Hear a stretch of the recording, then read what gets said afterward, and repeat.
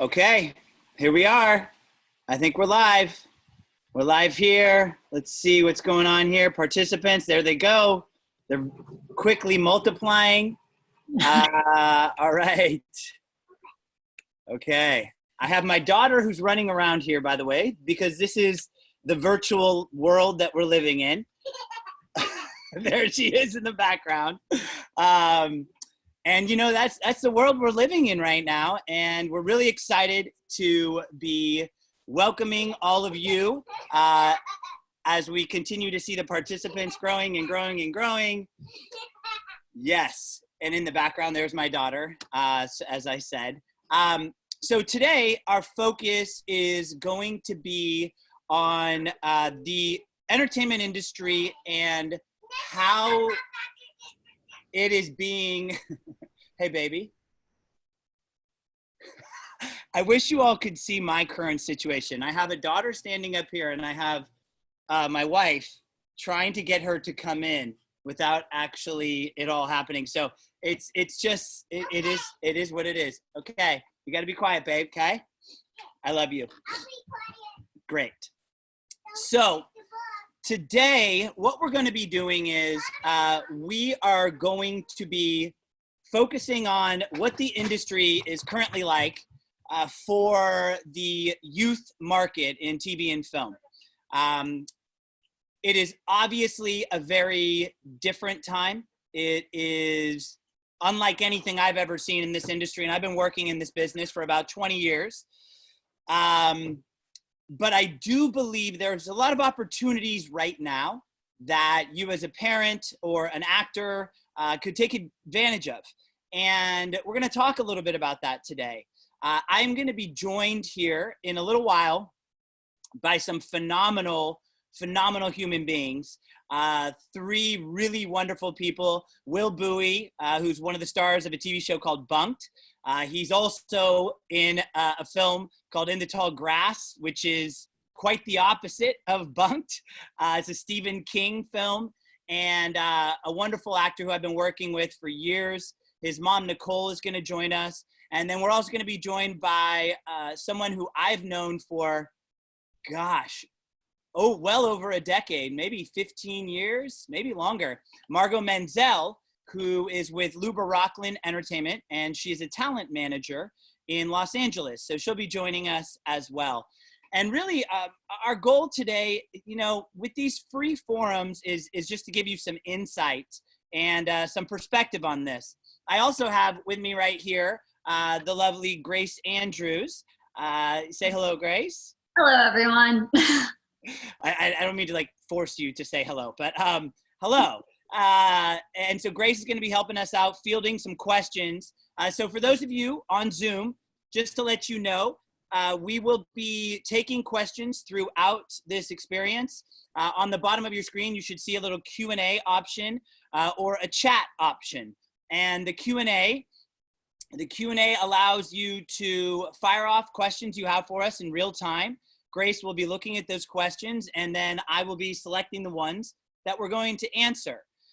And that's kind of how today is going to go. A few things to let you guys know about these virtual forums. We will be doing them every Thursday evening. This one started at 6:30. I believe next week we'll be doing another one that will also be starting at 6:30 to 8:30 p.m. And that virtual forum, the title is Let's Get Intentional. The focus of that is going to be really helping everyone kind of understand what they need to do from a mindfulness, a spiritual perspective, how we can really strengthen ourselves during this time. And we're going to be joined by some wonderful experts in their fields. My friend Pam Dunn, who is a life coach, and she also is an author. She runs something called Your Infinite Life. She's been doing this for decades. My friend Brittany Wilkerson, who is a yoga instructor and a working actor. And then my friend David Ault, who is a spiritual teacher and humanitarian and just a wonderful human being who really can give us some great insight. And so that panel is going to be awesome. And that's going to be next Thursday from 6:30 to 8:30 p.m. To let you guys know, we also have next week, we're going to be doing a variety of workshops. Every one of our coaches is going to be instructing one. So we're going to have 7 days of workshops. We actually filled up quite a few of the sessions. So we opened up second sessions. And those are going to be our spring break virtual workshops every single day, Monday through Sunday. So those are all at our website at catapultacting.com. And we definitely suggest you check that out. And we are here for you. I know that right now is a challenging time because a lot of us feel like we are on our own little island. My friend Pam Dunn, who will be joining us next week, she said something to me that I think is really important for all of us to remember, is that while we may be by ourselves, we are not alone. We are not alone. We are all still together. While we may not be physically right next to one another, we are all still connected. And our goal with Catapult is to remind you all of that, to remind you that we are still connected. We are still a community. That has not changed. We are here for you, and there are some wonderful, wonderful people who are here for you, and they will be, they're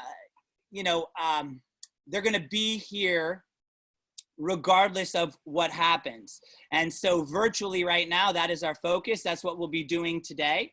And let's kind of just get into it. Some of the things that I want to make sure that we cover today before we welcome our guests are going to be just some basic stuff that I want to touch on. And because I have a pretty good pulse on what's happening in the industry right now. And I can tell you, for the most part, everything is fairly shut down for right now. There is not a lot happening. And I believe it will be like that for a little bit of time, but probably what we'll start to see, based on casting directors I've been speaking to and agents and managers, we might start to see some projects that are beginning the casting process with very open-ended dates, nothing specific. So I know that might start coming through. But what I can also tell you is that when this all does sort of subside, I believe we're going to see a huge influx of projects, a huge influx of opportunities for actors out there. And so I just want everyone to remember that. What does it mean for the current situation, though? It means that everything really is on hiatus, and that includes castings. I know that for us as a studio, when during this time, normally we're going gangbusters. There are audition after audition. Every single coach is working with actors, but it is very quiet right now, which is okay. It's okay that it's quiet right now. It's okay that it's quiet, and there's still a lot of things you can do, and we're gonna get into that. And we're gonna touch on that a little bit. So Grace, if you want to, you can check out for now, and Grace is going to be jumping back in and joining us with our hosts and welcoming them, or excuse me, our panelists. And thank you, Grace. And I look forward to some more questions. And it looks like we've already got a whole bunch, and they're firing off. So let's take a look.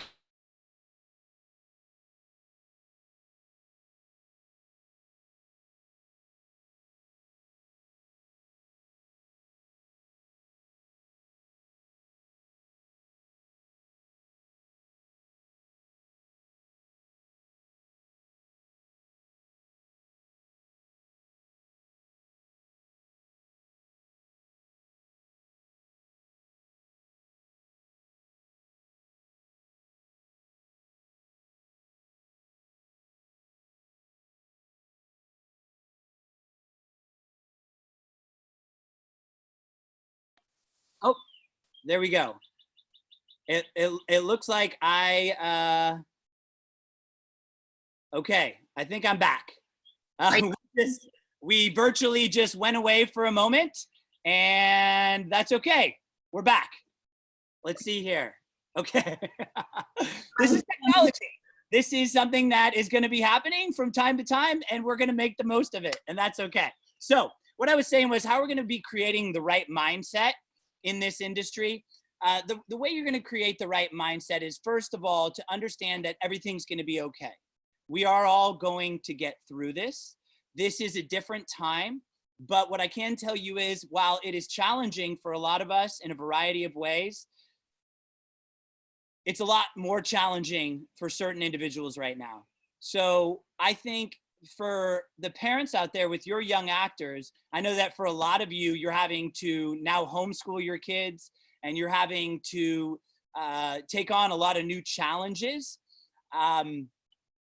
Well, with those challenges, there are some opportunities in here.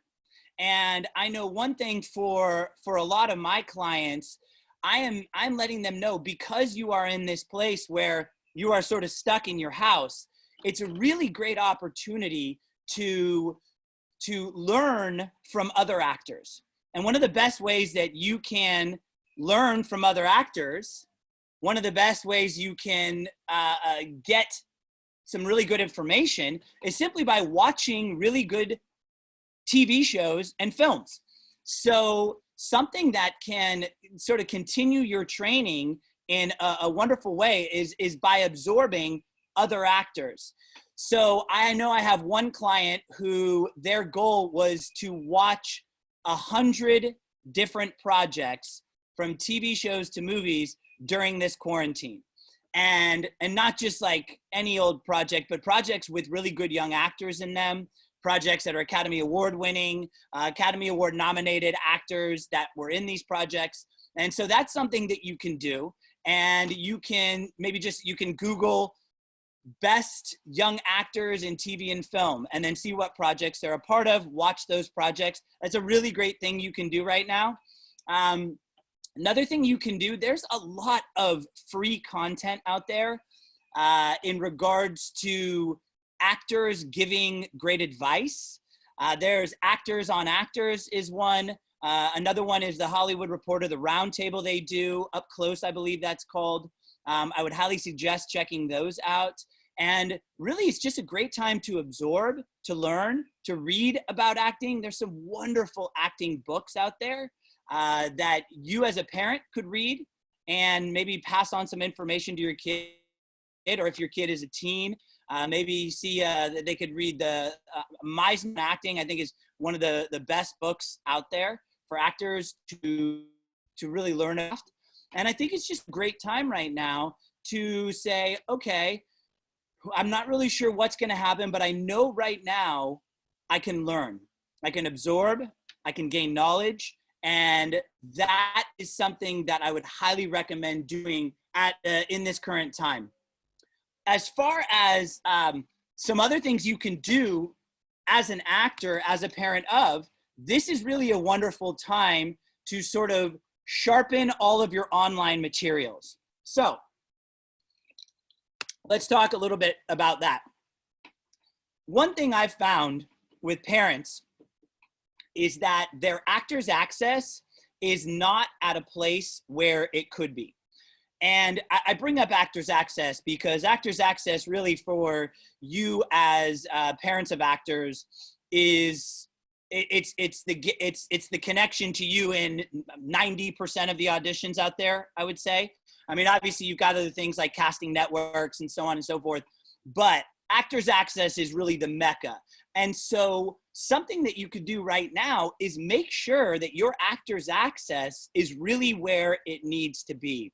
So some things with Actors Access that I'm going to touch on. And what I'm actually going to do right now is I am going to pull up an Actors Access account, one of my clients, and then I'm going to share that with you. And I'm going to kind of show you a little bit. Her manager is Margot, who will be joining us today. And then I'm going to just kind of go through this Actors Access account to talk to you a little bit about your online presence and what you can do to make sure you really maximize that online presence, okay? So what we're gonna do right now is I'm going to share with you my screen, and you're gonna have the opportunity to go through this with me. Okay, so this right here is an example of an Actors Access account. This is a wonderful young actor who I work with, Vivian Watson. And what I'm gonna do here is, so first and foremost, wanna make sure all of you parents know this. With your Actors Access, there's an option to create a custom link. And when you create that custom link on Actors Access, and you go to resumes.actorsaccess.com, you can change this little part right here.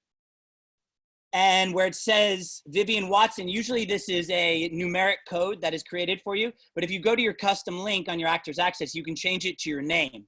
This is, of course, under the assumption your name isn't taken in Actors Access, but you could add your middle name or initial, whatever.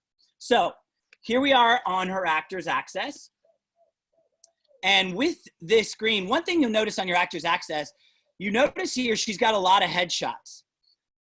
I personally, I always recommend actors put a variety of headshots up on their Actors Access.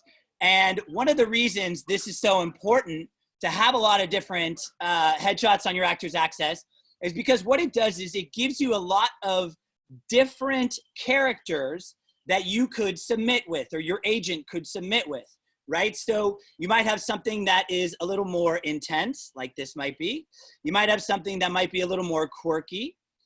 You might have something that might be a little more fantastical, something more of like a fairy tale-esque kind of thing, maybe a Narnia kind of style. But what we have here is you're gonna see a whole bunch of different options of headshots. And so one thing you can do is make sure that everything is updated with your headshots. And if you have recently done headshots, maybe go through them and see if you can add some more up there that might make your Actors Access page a little more dynamic, because your Actors Access really is one of the most important things for you as an actor. I mean, of course, your craft and training, but your online presence is so crucial.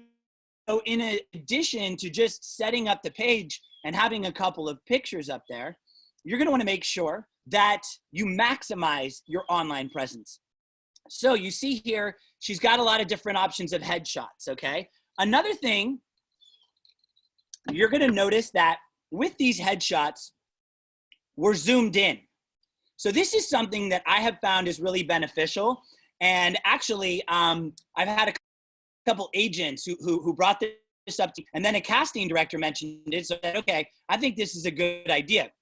So you can see here, with this picture, we're zoomed in, right? So this isn't your typical headshot. However, if you click on the headshot, you are going to see the entire headshot there, right?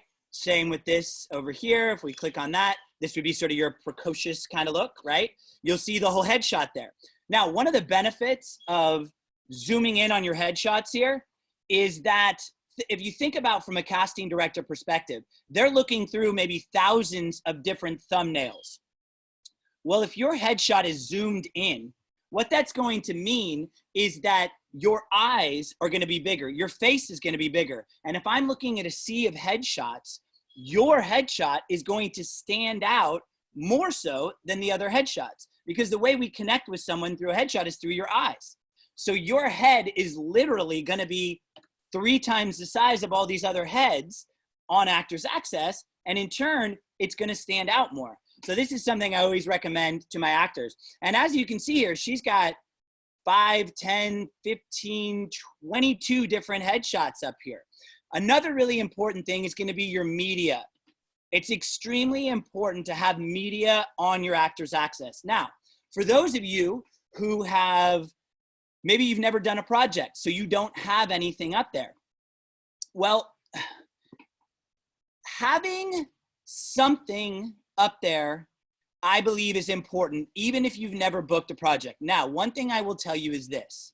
Not everyone agrees with me on this, but just like you're going to learn in this industry, not everyone agrees on many things, and there's a whole lot of different perspectives. But what I can tell you is this: when a casting director is looking at your headshot and they're looking through your actor's access, while they might be able to see what your look is, it doesn't necessarily tell them, can you act? Are you able to act? And now they might see a couple of credits and a few things. However, unless you can show them that you can really act, they're just kind of guessing. Now, if we have media, what this does is it allows you the opportunity to say, look, I can act. So for instance, here's a scene. This is a scene that Vivian shot here. And as you can see, there she is in the scene. It's shot just in a really clean environment, but it shows that she can act. It's gross. It's been out here forever. Just throw it back. And then what we can do with that is it's an opportunity to say, okay, here's what I look like, but in addition to that, I can act. And it's great to have a variety of different options, right? I am not using this. Now here's something that's going to be a little more comedic. My dad says the best way to fish is by lining and go. Oh, Princess Roxanne. And so basically what happens there is you're saying, all right, here's my stuff. Here's what I look like. But in addition to that, here's what I can do as an actor. So I highly recommend having some media up there. Now, what I will tell you is what I don't recommend, I do not recommend having footage up there that's bad footage. So obviously you've got to make sure that you're being critical with what you have there. But as far as I'm concerned, everyone should be able to have footage up there. Everyone should have footage up there, and everyone should make an effort to put something up there that's really going to accentuate what your skills are as an actor, okay? So we've got the media there.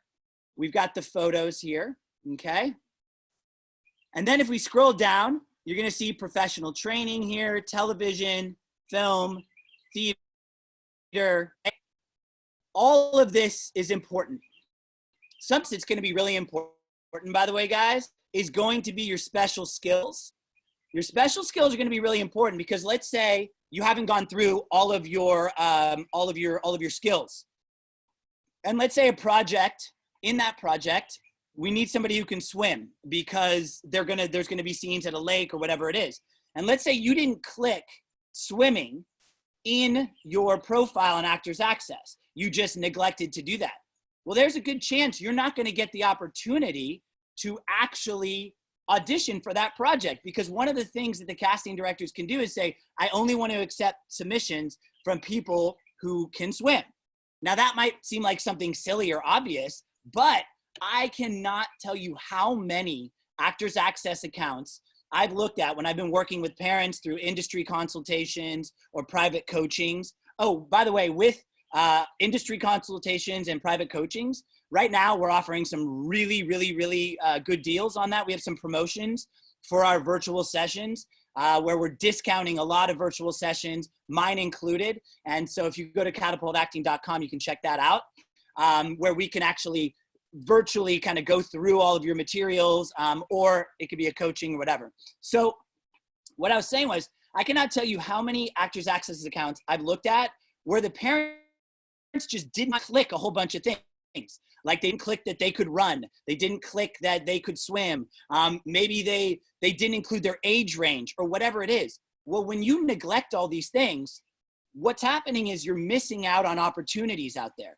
So as we have this time here to just sit and wait in a lot of ways, it is a wonderful time to go in there, get onto your online, look on your online accounts, your actor websites, or excuse me, your actor sites like Actors Access, like casting networks, like IMDb, and go in there and make sure everything is up to date. So there we are. Okay.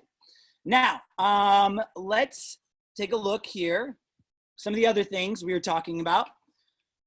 What are some of the best ways to connect with other actors virtually? It is really interesting because acting is such a connection-based thing, and not having acting classes, not having auditions, not having coachings, I know for a lot of actors, they're just missing that connection.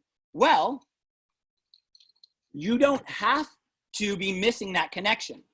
First of all, I would recommend to all the parents out there, connect with other parents who have kids in this industry. Connect with, allow your kids connect with their fellow actors out there and let them work on scenes together. Let them get together in a group chat of any kind, whether it's on Zoom or Google Hangouts or whatever, house party. There's so many different options out there, but allow them to connect with their actor friends and maybe even help them set that up. I know that I have a client who was really looking to connect with some other actors. So I said to him, all right, why don't you reach out to them? Why don't you connect with these other actors? And then I'll help you facilitate a little group, group like actor workout, where I'm allowing them to utilize our Zoom, and I'm gonna kind of help them out with that. And now they're gonna have the chance to just work together as actors and not feel so disconnected. So there's a lot of things you can do to stay connected with other actors. I know also right now there are so many actors out there who are doing things to share information with other actors. So really keep your eye out for all of these different things. But I will tell you, I have been now doing, I've been instructing my classes virtually for the past couple weeks, and it's awesome. It is great. The kids are having a blast. We're getting them up on their feet. We're working on scenes. We're totally staying connected. We're having fun. And even if a great example was, we were talking about how sometimes somebody will freeze up on the screen. And so what we would do was we would be doing our scene work, or we're working on something, and I would tell everyone to freeze, and then suddenly everyone would, and they would pretend like their screen froze up, and we would see who could freeze for the longest. And so, it's just taking this situation and making it work. And I will tell you, it was hilarious when we did that in class. And so you can stay very much connected. There are so many virtual options right now, and I would highly, highly suggest taking advantage of those virtual options, okay? Now, something that another element to this whole process of being quarantined is that when auditions start to come, how are you as a parent going to effectively tape those auditions? How are you going to make those auditions look good? Well, first thing I will tell you, and I believe this was a question too, which we can kind of get into more with our panelists, but I think casting directors understand that we are all in a bit of a challenging situation. So while of course, if you get an audition, they're going to expect you to do it. They're going to need to get it when they need to get it. They also understand you're at your house. You're doing the best you can with what you got. With that said, we are currently in the process of shooting a video that is actually going to teach you as a parent or as an actor how to maximize your situation at home. So I'm going to get, my wife is actually going to tape me doing the whole setup so you guys can learn a little bit more about that. But one of the things that you can do with your at-home setup, first and foremost, make sure you have some basic essentials. I would recommend having at least 2 tripods, one for a camera that can shoot the actor, the other one where you can virtually bring someone in. So what I did, I actually did this with Will. And in fact, we can maybe talk about it later. Will had an audition, and what they did was they FaceTimed with me. So I was here, and then we had the camera taping his audition, and I was actually reading the other character's lines. So I was coaching him, I was working with him, and then I was reading the other character. And I gotta tell you, it worked out fantastically. We got to watch the playback. It looked great, it sounded great, and that's a really good option. So for us, we are actually still continuing to do our coaching tapes, even though we are not literally there. So one thing is make sure you have a tripod with the little accessory for an iPhone. Another thing too that's important are lights. Natural light is great. If you can get some natural light, that's awesome as well. But one thing you can do is go onto Amazon. There's some really good options for lighting out there. And that's something that we're going to include in that video that we do. But there's a whole gamut of options from sort of lower end that will work to more higher end. The most important thing is that it's lighting where we can really see your face, and it's clean, and also that your audio is clean. One thing to keep in mind for you as parents is that if you are going to tape your kid, make sure that you're not drowning them out with your audio. So make sure that if you're near where the camera is, you're not going to be very loud. I would say to you though, as a parent, if you do have the option and it's feasible for you to work with a coach, even if you, the parent, are reading, having a coach there to watch the situation is a really wonderful thing. Make sure that wherever you're taping to, it's just a really simple background. There's not a lot of echo. So ideally you want to be in a room and there's not a lot of echo. Outside of that, just make sure it's really clean. You don't necessarily need to do 4K on your iPhone. A lot of times people, when they're shooting on their iPhones, they're going to shoot at this crazy high resolution. One of the problems there is then you have an enormous file. So on your iPhone, you can actually go in there and change the resolution to 720. And when you change it to 720, which is, I think it's like 720, 30 DPI or whatever it is. When you change it to 720, it's going to make your video so much smaller, but they're still going to have a high quality. 720 is plenty quality for your tapes. And it's going to make it a lot easier for you to send those tapes, to upload them, download, so on and so forth. So that is something to keep in mind as well. But yeah, I believe we are going to start to see more at-home auditions as more projects start to pick up. So I think it is really good for you to have a strategy with that. And like I said, the virtual method, I think, is great. And I would recommend that. But do just make sure you got some basic stuff with some lights, with your lights, with the tripod, so on and so forth. All right, so let's take a look at this. Next thing, how to change up your virtual experiences to keep them fresh. How to change up your virtual experiences. So one thing is, obviously, as we continue to stare at these screens, it can be a little monotonous. Also, just staring at a computer screen all the time can, especially if you're just sitting in a room. I know a lot of the students sometimes when I'll be teaching class, they're like laying on their bed, or they're laying down. So one of the first things I would say is to sort of mix up your virtual experience. Right now, I am outside. I am literally outside doing this forum. And I have found that it has been such a wonderful way to do these sessions because it allows me to get some fresh air.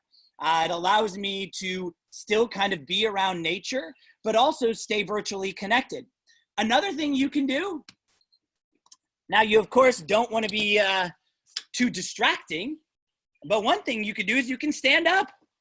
You can stand up and for a moment not be just sort of cooped up and feeling, you know, this sort of this lethargic kind of thing, and get on your feet.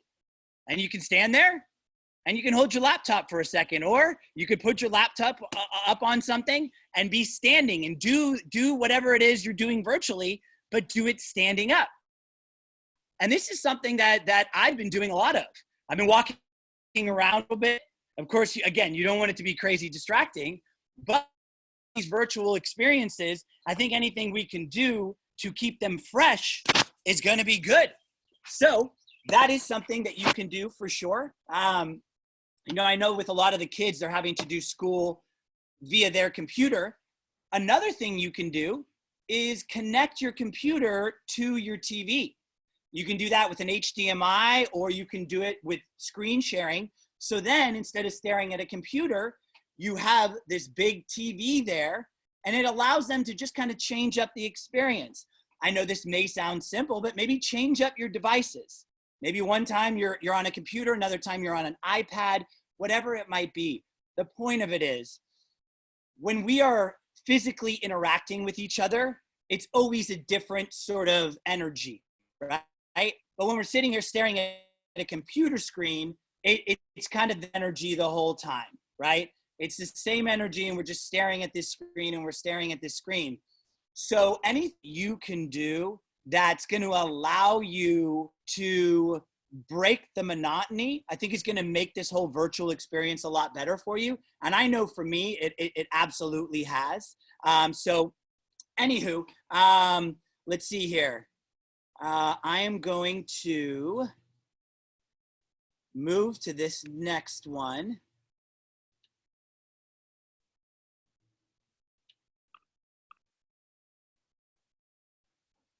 Yeah, as far as the power of creating your own content, this is something right now that I think if your young performer has ever shown an interest in storytelling in regards to creating their own stories, whether that is writing short stories, whether that is writing scripts, writing scenes, it could be anything.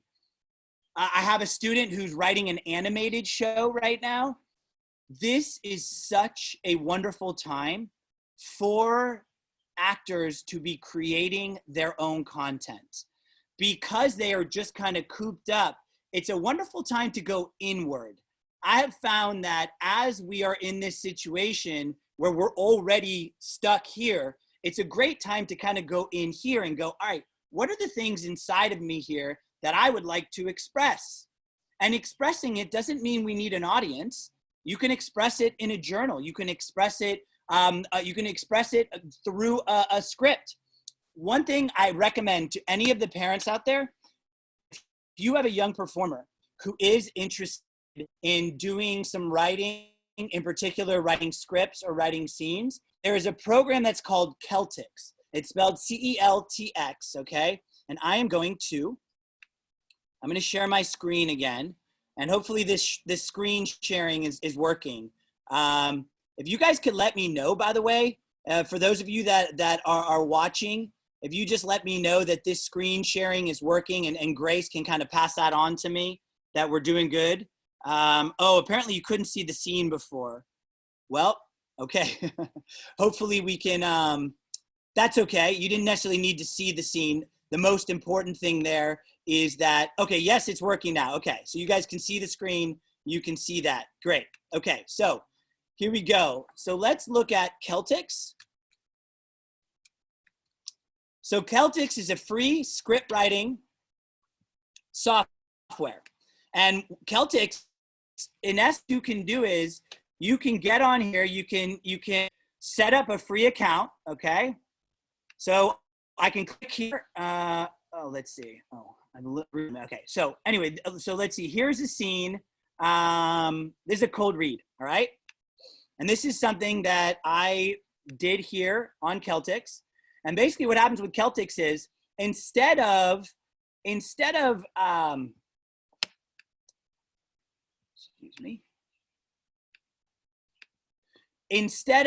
typing something up on Word, it allows you to write it in script format. So as you can see right here, this is set up as a script. So let's say I'm typing here. Okay, so Sam says, okay, what's next? When I hit return and I start typing, it knows what I'm gonna be typing. So here's Sam. Sam says, let's go. I hit return again, then it knows, okay, maybe now I'm gonna go to, let's say I am,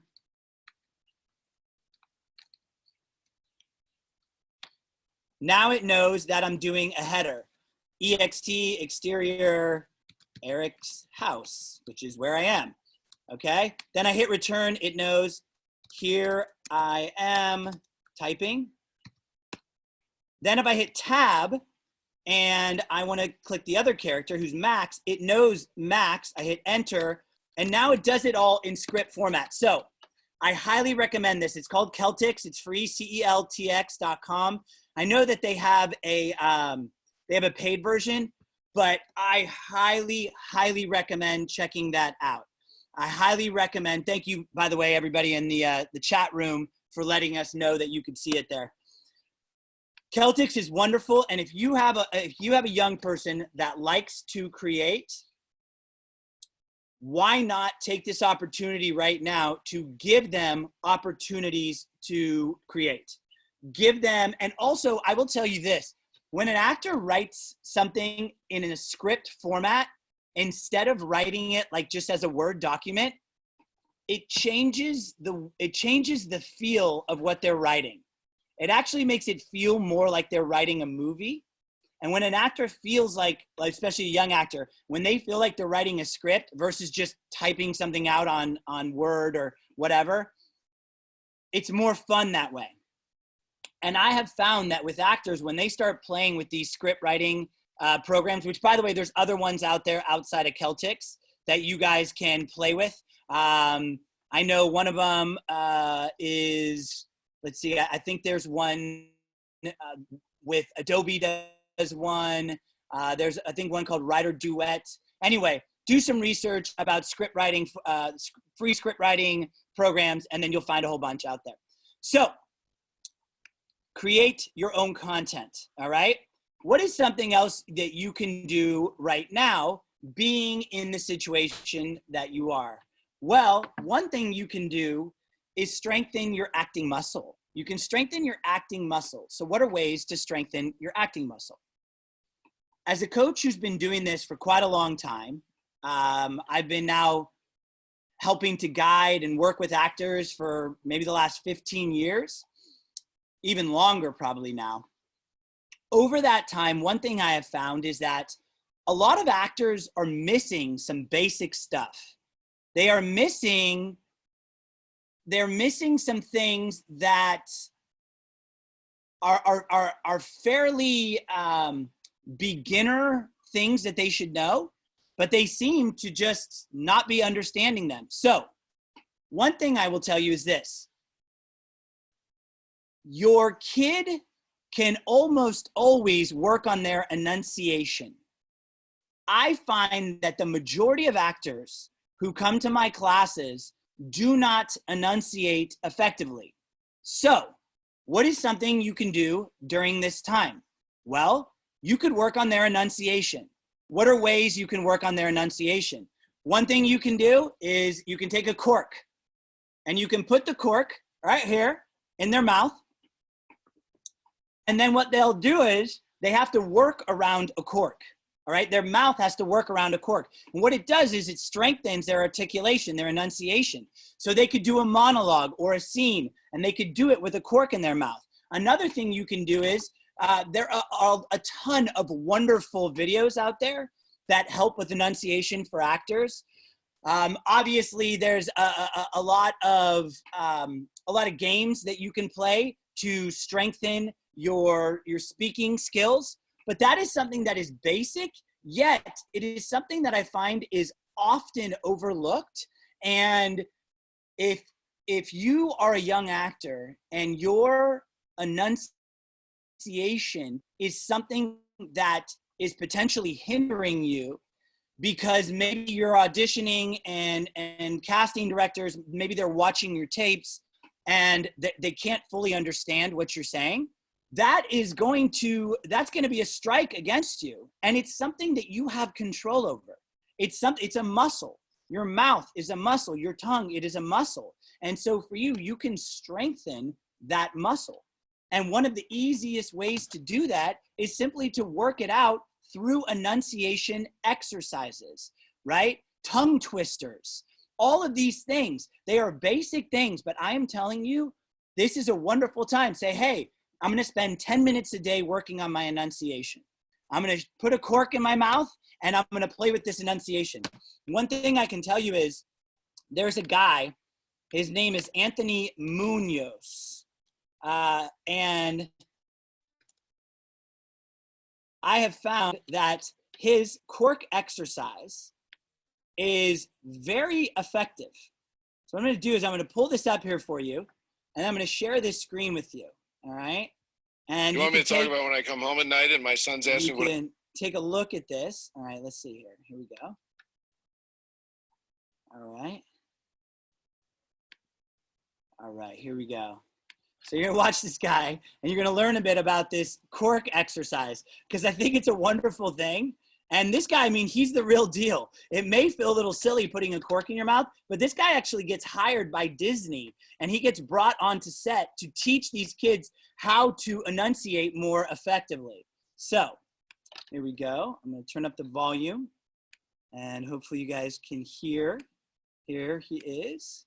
And maybe you guys can tell me if you can, let me know if you can hear him talking once he starts speaking. Great. Now we'll try a phrase. The phrase I'd like you to use is, I speak with a strong voice. Here we go. Let's try it. We'll do it 3 times. Cork in, relax, breathe in. I speak with a strong voice. Your turn. I speak with a strong voice. Okay, so hopefully you guys could all, let's see in the chat. Yeah, okay, cool. So you guys could hear him. Okay, great. So anyway, if you just Google this guy using a cork enunciation exercise, he's great. He's great. And he goes through some of these exercises, breathing exercises. There's another thing. Breathing. What a wonderful thing for you to work on, your breath, especially in this time, right? When we're stressed or we have anxiety, it's a wonderful thing to just practice using our breath. And there are some wonderful techniques that teach you about using your breath, but just taking that time to take your breath, to make sure that you've got this oxygen in here, to practice breathing into your diaphragm.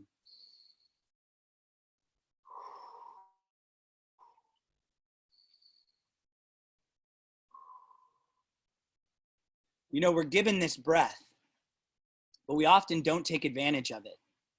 And by taking these breaths in, it is going to help you out a lot as an actor. Learning how to use your breath, learning how to use your mouth. Another really wonderful thing that I always recommend my actors watch, this thing is great, especially during this time. Now, you're going to look at it and you're going to be like, this looks like it's really old. And that's because it is.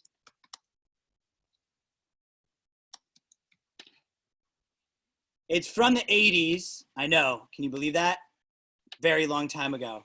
It's by a guy named Michael Caine, but it's called Acting in Film. And I still, to this day, have never seen a video better than this. Okay, so let's see here.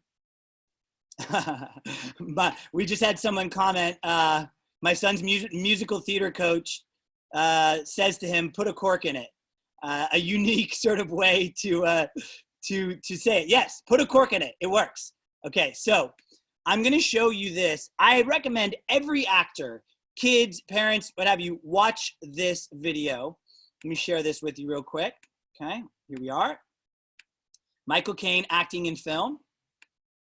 Now you're going to watch this and be like, what is this? This looks kind of cheesy, whatever. But I'm going to tell you right now, Michael Caine, by many accounts, one of the like top 5 best actors ever. Cinema, it's a very, and basically what he does is he works with the camera here. If I go to there, in a movie camera, I've gone through the focus. Because the focus ends here. And the focus ends here. And so if I'm back here, So in essence, what he's doing here, he is teaching you some basic fundamentals. Margot Menzel, you've joined us. Hi, friend. You jumped on. I was just talking. I figured I didn't want to be late. You're 10 minutes early. That's wonderful. Welcome, friend. I think Nicole, let's see here. I'll tell them to jump in as well. All right. And then when they get in there, they'll be here too. I was actually just talking about Michael Caine, Acting in Film, and how it's one of the best videos ever for people to watch just to learn some basic technique stuff that I find a lot of actors. I was talking just, I don't know if you were listening, but about enunciation. How many young actors, they don't understand the importance of enunciation. Yeah. All right, there we go. I think we have Nicole and Will. They're chiming in right now too. But some of these basic things that are just so important. Hi, Nicole. I'm going to unmute you. There we go. Hey, I gotta get set up. I need a couple more minutes. Hi. One more minute. I should have worn my trucker hat. We're all in hats. I know we've all. I might have to put one on eventually. I have, yeah. Well, If you don't, otherwise you look like this. well, we can't see you now. You Okay, keep come on. yourself from us. So when you come back, we'll see you again. But I know, yeah, we've been doing a lot of these, and I haven't got a haircut in a while, you know, and so it's like, yeah, we wear hats. We're at home. Yeah. What are you gonna do? Well, we're in LA. We're in LA, so we wear a lot of hats. A lot of hats. Yes. It's very cool. There we go. She's back. You guys were talking about hats. I wasn't gonna do this, but this is why I have my hat on. Oh, Yes. look at you. Yeah, a rock star. So, you know, I'm rocking the bald guy versus the hat with hair. So I'll tell you what, you rock bald like a I kind boss. of do. I was kind of thinking about going bald, but there's 90 people here who Yeah. That's all haven't right. met yet. Anyway, do- good to see you guys. Here's Will. Yes. Hi. Hey, buddy. How are you? Good. How are you? Good. I'll let you guys get set up and get your little thing, however you need it to be set up there. Okay. And then we will kind of get into that. I was just, so Margot, I was just talking about some basic stuff, and so how often actors jump into this TV film world and they don't even have some basic technique stuff in regards to understanding how the camera works, understanding basic acting things like enunciation and projection and some of these things that, I don't know, they just don't think it's important. But I've seen so often where we might be doing a workshop and a casting director will say, I had a lot of trouble understanding you. I couldn't when you were speaking here and your enunciation and so on and so forth. And I'm sure you, seeing so many different actors, I'm sure you probably see that stuff too. So yeah, we'll talk a little bit about that, but you're here. I was trying to figure out how long we've known each other. I feel like we've known each other since I was an agent in San Francisco. I'm 42 now. Oh my God, 43. I had a birthday like a week and a half ago. How awful Wow, is that? I totally thought you were younger. I'm 41. I definitely thought you were younger than I am. No, so we've known each other probably since I was like 24, I think. Oh my God. Yeah. Wow, we're gonna come on 2 decades. I know. We have so much history. So we used to scout together, and when I was an agent, and those were the days. Well, you look great. Thank you. Great. Yeah. So yeah, why don't you tell everybody a little bit about who you are, kind of what's going on. I'll pull up some of the questions here. Okay. We'll get into it a little bit, but yeah, go ahead and tell everyone who you are and kind of go from there. I'm a manager in Los Angeles. I started as an agent in San Francisco when I was super young, and made a relationship with an agency in LA. And so I was hired as an agent when I was 26. I used to work for CESD. And then, I just kind of learned from the ground up, and I've always been really good with people. And I signed Miley Cyrus when she was 11, and Demi Lovato and Victoria Justice and so forth. And when I put Miley in Hannah Montana, it was, an amazing ride. It was awesome, but I always just really gravitated towards management, fewer clients, closer relationships with my clients. I'm definitely an entrepreneur. I produce, and so I just wanted sort of more freedom. So I left being an agent and I went into management, where I've been for about 15 years now. And most of my clients work with agents in LA or out of Chicago, Atlanta, Florida, Nashville, but I think that what I do a lot of things that agents do, like get appointments and pitch and submit and all that. But beyond that, it's about having a 5-year plan, because not every client is going to want the same thing when they're 10 years old than when they're 18. And, so I represent artists of all different levels and some crossover into music. So I say, if I'm describing what I do, I'm somewhat of a life coach, best friend, guider, because at the end of the day, my clients and I were partners, we're a team, there's no crystal ball. So we just, I want to make sure my clients are happy and feel supported. And you know, there's going to be ups and downs, and you have to really be comfortable with being uncomfortable. And what's ironic about where we're at right now, you know, I'm uncomfortable right now. My whole business is like done, like nothing's happening. And so I was thinking about it the other day going, this is how my clients feel, you know, when you're not working and, you know, you screen test for something and you maybe don't get the job and you're not working for 6 months. And so, you know, it's sort of, I'm now on the other side. So I've done a lot of reflecting about that over the past couple weeks. Yeah, I feel like reflecting is a really, you don't really have a choice, I think, when you're stuck in a certain place. And I do believe that right now, I was speaking earlier, how we as artists, I mean, we're all kind of artists. I mean, even you guys, you know, in your business world, we're artists in what we do, and we're juggling personalities, and we're juggling egos and creatives and projects and this and that and the next thing.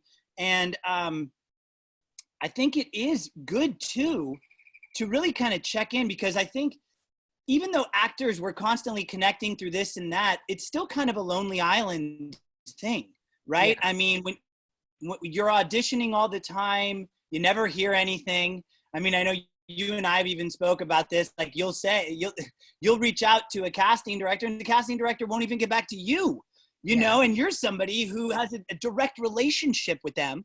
But that's just kind of how this industry is. And so I agree, like right now, what a wonderful time to go, okay, where am I at with my acting? How am I feeling about myself?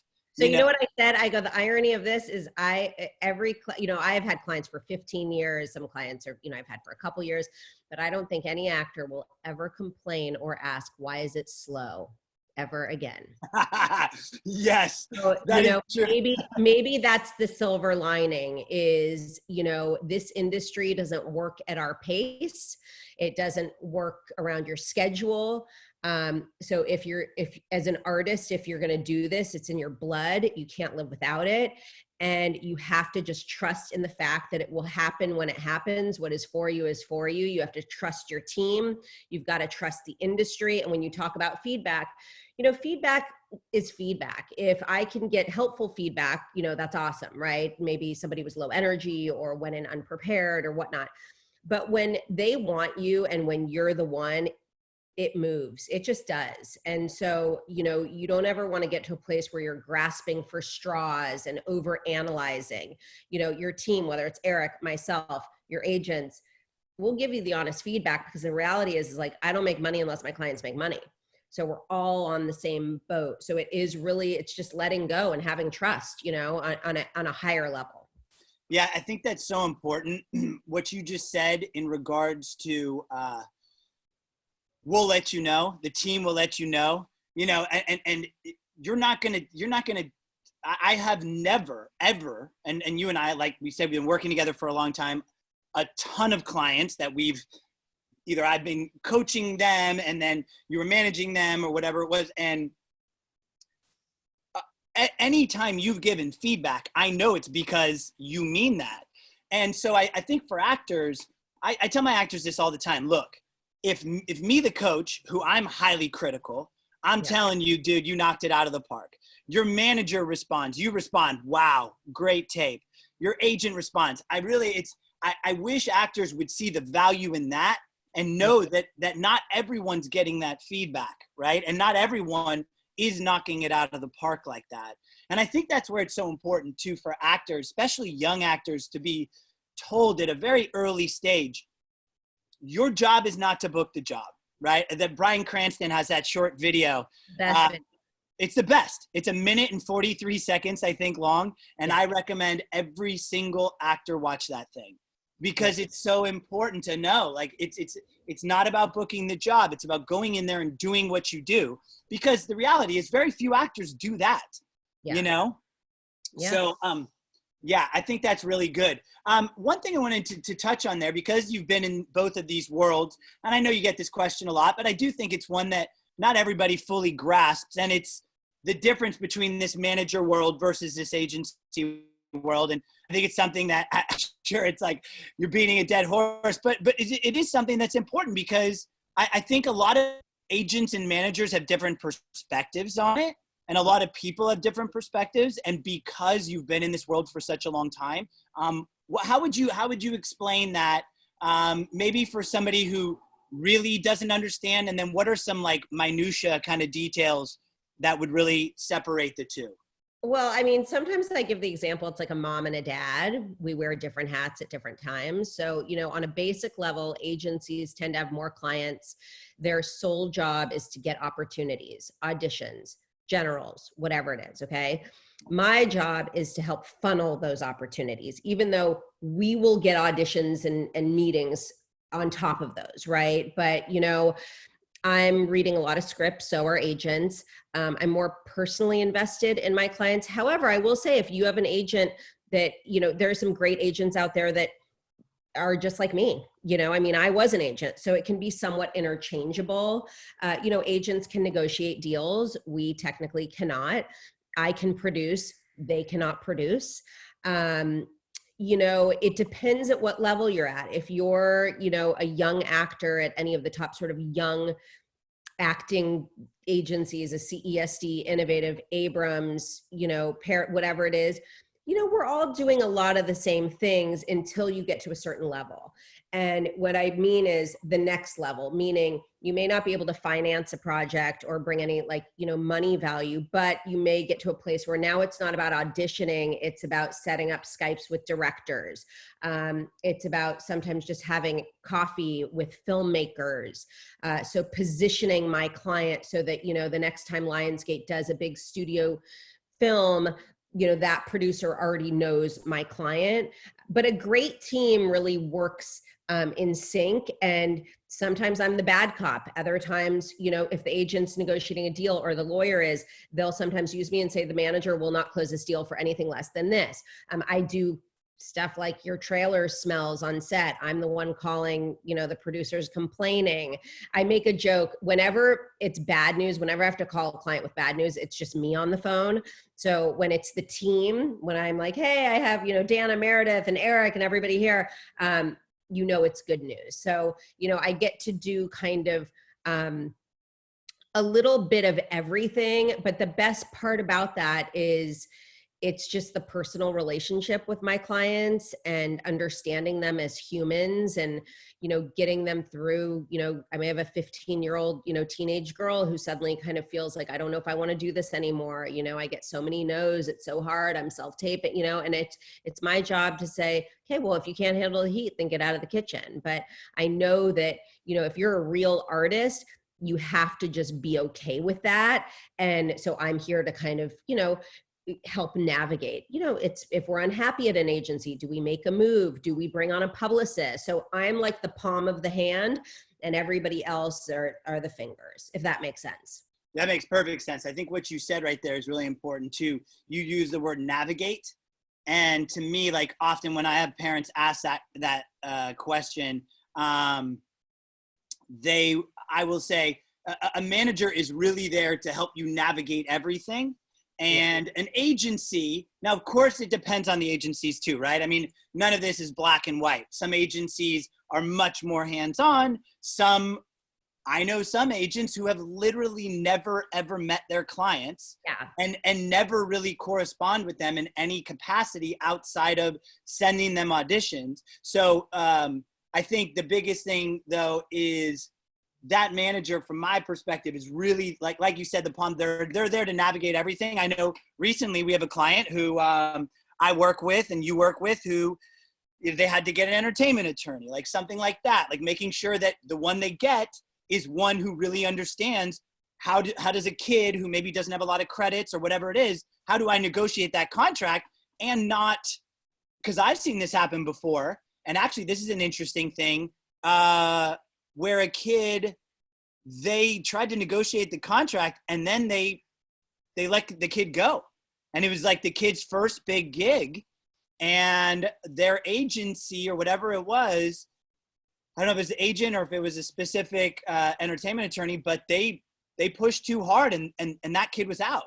And so that's something I think obviously for you as a manager, you know, you've seen it enough to know, okay, what can we push for Yes. but what is too far? So I'll give you an example. So I have a client and we're negotiating a big studio movie right now. And so the agency really, like we get to a place where the studio says, we're going to go to the second choice, right? And so the agent is emailing me saying, we're at this number. We're probably going to be able to close at this number. If we can't, do we close it? I'm like, yes, close it. We're taking, I don't even need to call my client at that point because we've been working together for so long. And I have another client that read a script and was sort of like, well, I'm not sure about the tone of it. Well, the way that he interpreted it was very different than how it's written. There's a lot of big producers involved. So for this, I'm like, you got to play ball, put yourself on tape, get in there. If we get to a place where there's real interest, we'll have a creative conversation. Who are they thinking about for the other roles? I typically come from a yes place. Let's get in the driver's seat. Don't play casting director. You don't know what they want. Don't sort of, you can get a lot of actors, mostly older, not so much, kids, but that sort of overthinking the process. And, I just remind them, you're not a producer, you're not a studio, you're not a casting director. So just be the artist and let us kind of worry about the rest. And more importantly, we don't have to take anything. We can get to a place where, we have an offer on the table and the deal doesn't work and we walk away.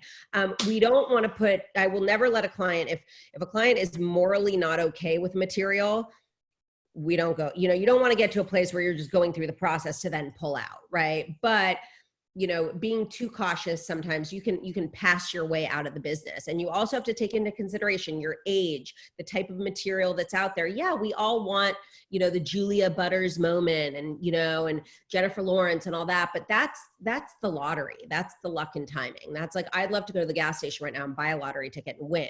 Most likely it's not happening. So you really have to say, you know what, I just love acting and I love doing this. And all the other stuff may or may not come. But I think having that mentality is what, those that continue to do it for their, lifetime, the cream rises to the top. The ones that can't take it or take it personal won't even, they'll stop when they're 18 or 15 or whatnot. So. Yeah, I totally agree. Well, speaking of actors who I believe are in it for the right reasons, we now have our other wonderful panelists. I love that term, panelists. You are all panelists. We have Nicole and Will Buie. Will, a wonderful young actor who I have been working with since he was like this big, and he would wear a conductor hat. And it was amazing. And now he's like starting to turn into like, he's going to become a young man here. That's one of the most wild things about doing this for a while is seeing these actors go from kids to like one of my clients who now is at USC. And I see her and she's like in a sorority. I'm like, what? You were like a little kid. And it's wild. And so, yeah, I will tell you guys, I'm going to let you guys talk a little bit about who you are. And I love that both of you are here because I always tell my clients this. Will, I love you, but I'm going to give at least 51% of the credit to the woman sitting next to you because I have never found a young actor who is successful. And by successful, I don't just mean booking jobs. I mean enjoying the journey, making the right steps. I have never met one who has a good head on their shoulders and who really is successful in all the right ways, who does not have a parent who is championing them, who is there to support them and love them and help them and wipe their tears and give them their high fives, to drive you, to fly you, to do everything that has happened. And now, I mean, for you, obviously, it's been an entirely different ballgame. But anyway, that's why I always love having the parents. I always want to say moms because it's like, but we have our dadagers. We got our dads out there, We got our dads. It's not frequent, but they're there. But yes, Nicole. Hello, Nicole and Will. Hi, guys. So why don't you guys tell us a little bit about who you are, and let's go from there. Okay, great. Thank you. Thank you so much, guys. You go. Me. Yeah. So we're Nicole and Will Buie. We've been in this acting business since Will just turned 13 last week. Margot, it sounds like you and Will have a similar birthday. So he just turned 13 on the 25th. And can you guys see me? Yeah, now I was frozen for a little. Uh-oh. Oh, yeah. Okay. I'm good. So- I'm good. Yep. We Hopefully got you. can hear me. Okay, so Will just turned 13, and we've been doing this since Will was 7. We started with Erik right around that time, and I did not know what I was getting into, and I still sometimes don't. But here we are, and Will. Yeah. Wait here. I'm Will. This is my mom. I am an actor. I've been doing this for 5 years. 4. We just did that. We just covered that. Oh. Well, I'm Will.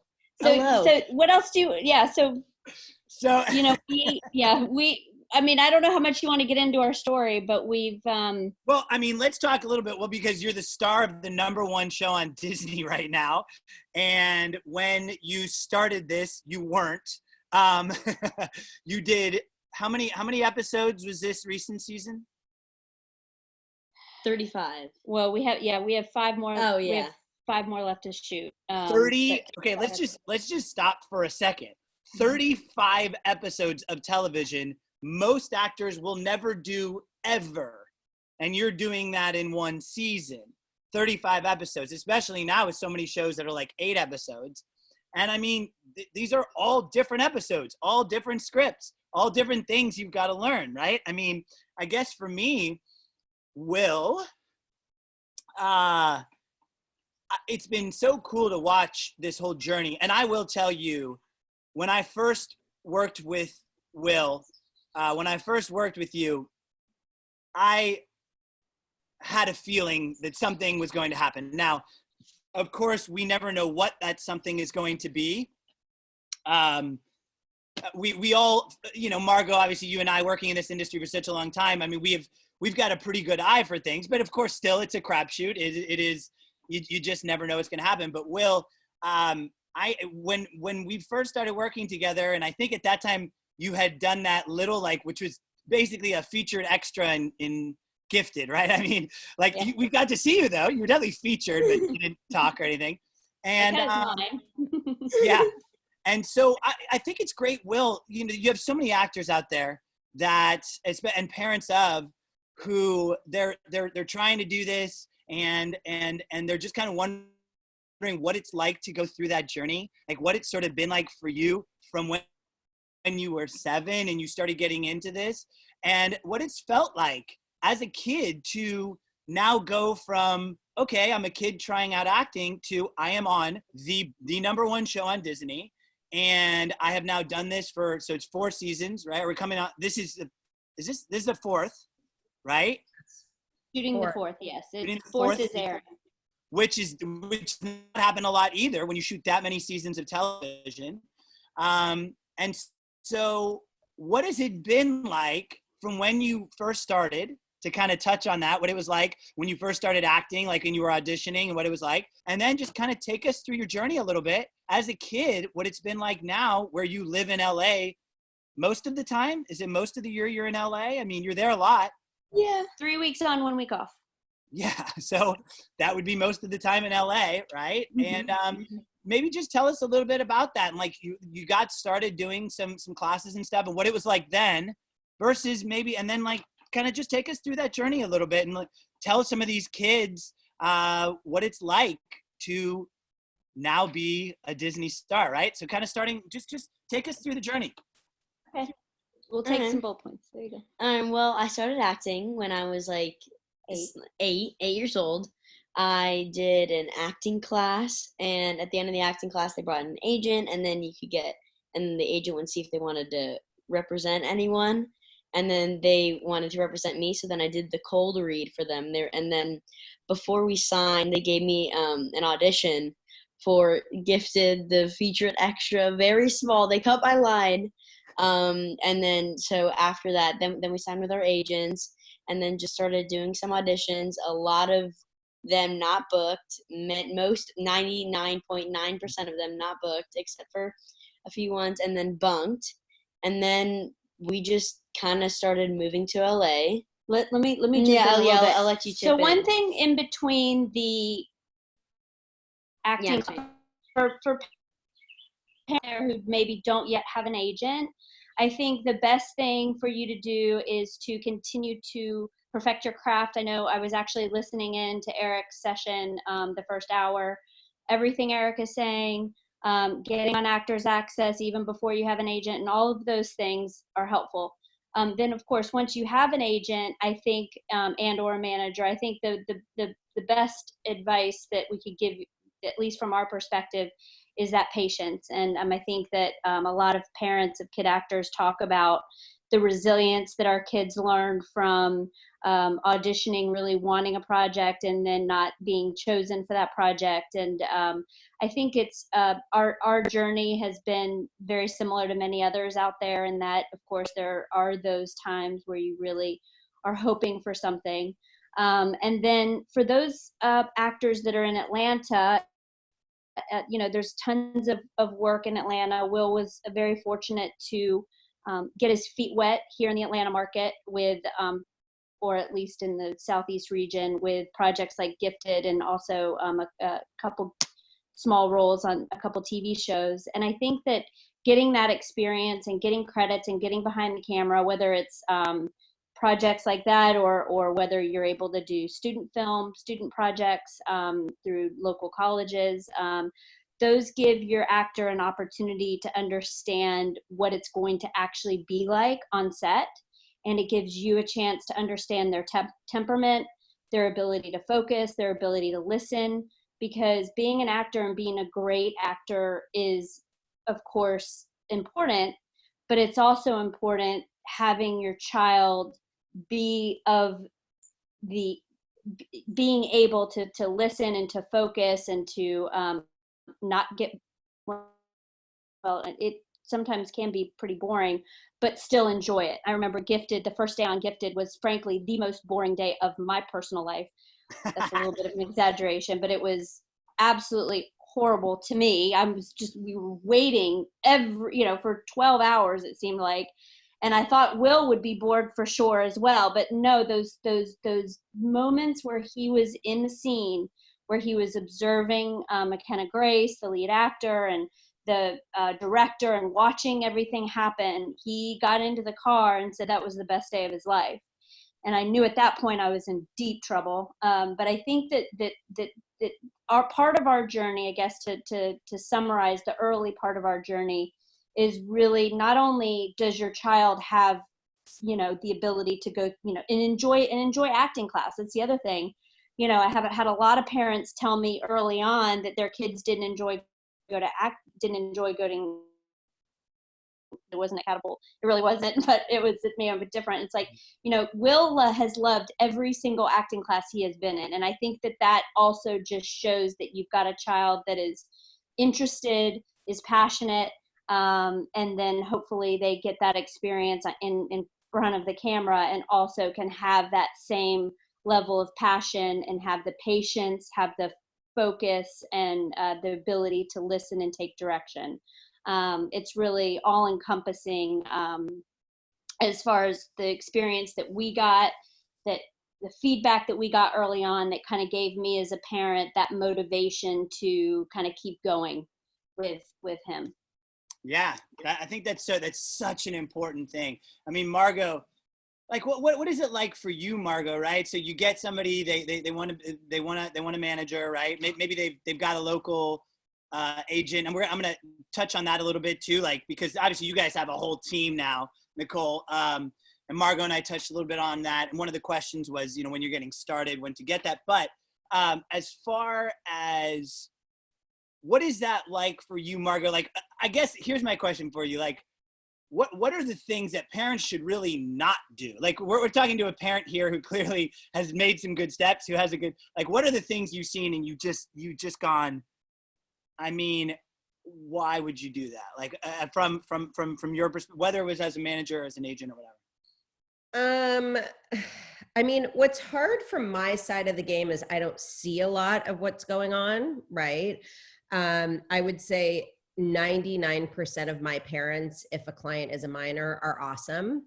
You know, I'd say the number one thing that parents shouldn't do is get caught up on a project and become almost desperate and worried and concerned, and because kids feel that energy. If I think there's a problem, I will definitely let you know. Otherwise, you sit back, relax, and enjoy the ride. So acting classes are a good, good conversation piece. I'm not really pro classes once you're at a certain level. I think that working with a coach one-on-one is super advantageous. It can give the client, just more confidence and understanding of what they're doing, but big classes, when you're first starting out, great. But I think that it can also become something where some actors are looking at what everybody else is doing. And what I tell all of my clients, we never go into a room trying to guess what they want, right? As an artist, you look at the material, you digest it, and you make your own spin.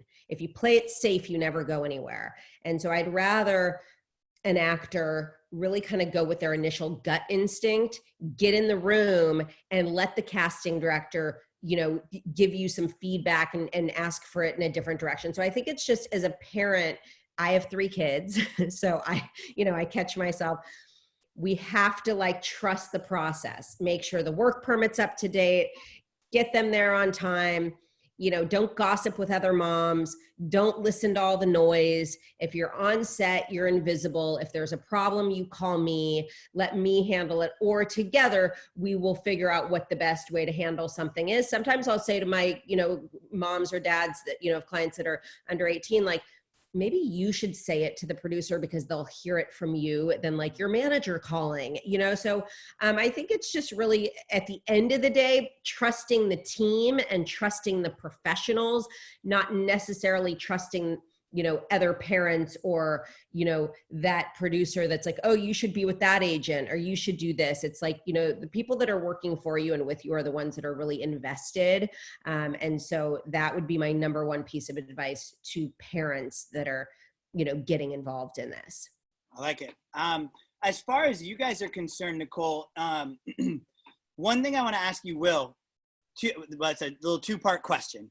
What has been, and obviously, there probably are multiple ones, but what is one that really stands out in both of these categories? A super high high and then a super low low. Okay, like a high point and a low point of Yeah, okay. What are ones where you think about that and you go, because listen, I mean, I have had times as a small business owner we've been doing pretty well with Catapult. I've broken down. I have seen it has felt lonely, and I would be lying if I didn't say maybe tears were involved. And then I have had moments where I feel like we are changing the world, and I could not be more proud of what we're doing. So from your perspective, you can pick either one you want to go first, but what are the a high and then a just a low low, and maybe one you didn't expect from either or. So I don't know. I'll start with highs. Probably a high when with just sort of honestly last year, really, when we were doing all that testing stuff for Bunked, I was super happy. Even if I didn't get, I was just happy being in LA and getting to see all those directors, and then when I booked it, I was that was probably one of my happiest moments of all time. And I don't know, for my low, It was when you were crying constantly when I had in season 3. Oh yeah. Well, I don't know how I forgot about that. he goes, oh yeah, that time when I was crying Literally every night Okay, crying. you know what? Oh, well, you were younger. Well, okay. I was 10 years old. And he's dude, guys, I was 10 years old, all right? A lot has changed since you. I don't know why it looks crooked. Oh, it's because it's opposite, so I keep on trying to go that way. My bad. Okay. But It's revert. Okay, Okay. anyway, probably one of my low lows was definitely when my mom was still working. So my grandma would have to be in LA a lot. And it wasn't really that much. It was only like a week. But still, I was like losing it. Like every single I didn't like want to eat. Like it was bad. And it was just like I was like I want to keep doing this still. Like I had to keep that like energy, not energy, I don't know, like had to keep my motivation to. You had to keep working. You had Yeah. a job to do. Yeah, I mean, so basically it sounds like one of the hardest things was just kind of missing your family. Yeah, Yeah. like being homesick. I think that was the biggest thing that we kind of had to go through as a family when I was still working full time, was understanding being in it from Atlanta. And again, I don't know the population of the participants on the call today, but those that are facing job opportunities where it brings you away from your family for a long period of time, you know, that is a big, it pulls on your heartstrings to figure out the right thing to do and when. And I was working full time at the time. I worked for Cox in 25 years, so I didn't really think that I wanted to give up my career at that point. So there was a lot of emotions happening when, you know, Bunked was his favorite TV show, and then he auditions and then books a role. So we, you know, that was probably the highest of highs and the lowest of lows all within one project. Yeah, that's great. Yeah, I know, right? I know it's funny, right? Because I imagine there's no kid out there who has these aspirations of being on Disney who thinks about being away from their parents and crying in like in an apartment somewhere in Burbank. You know what? Okay, so I'm going to jump in. Nicole, that was smart. So one thing that I didn't mention about something you shouldn't do is move your child out to LA if it doesn't work for your family. Because then that child feels the pressure. My family separated on behalf of me. I have to book this job. That is the number one big no-no. I will get a lot of questions from clients. Should I come out for pilot season? Should I do this? My answer is always going to be, you have to do what works for your family. We will make it work, whatever it is. I have clients that will not shoot a series in Canada. I have some that won't do a series whatsoever. Now we're living in a better environment because of streaming, and we're able to do these 10 episode, you know, it's almost like a movie and then you're done. But, you know, as a parent, just know that this business, if you're the kid and you're going to be the one, you're going to get it off tape, a Skype, whatever it is. So you just want to make sure family first, school first, education first, and everything else will work around it. Yeah. I think that's a wonderful thing right now too, right? Where it's like, we are with our families, and Bill Gates put out a really cool thing. I don't know if you guys saw it. It went around the internet, but one of the was just the importance of family. And I think right now it's a great opportunity to be with your family, you know, not just be in a house with them, but to be with them. And I found myself the other day, I've actually done it a few times now, just staring at my wife and my daughter and just like watching them engage with each other and just taking the time to sit and do that and appreciate Erik, the family. I love you, but I went from LA manager to homeschooler. And right now, all of my kids are on iPads, and I am totally fine with that. Listen, look, to each their own. I actually told Margot, by the way, guys, I told Margot that right after Margot and I were talking, and she was talking about her homeschooling and how she had to homeschool. And I had a parent that sent me an email that literally reiterated exactly what Margot said in regards to how difficult it is right now. So I think, we're all just trying to do the best we can right now with what we've got. And that's okay, right? We do the best we can with what we've got.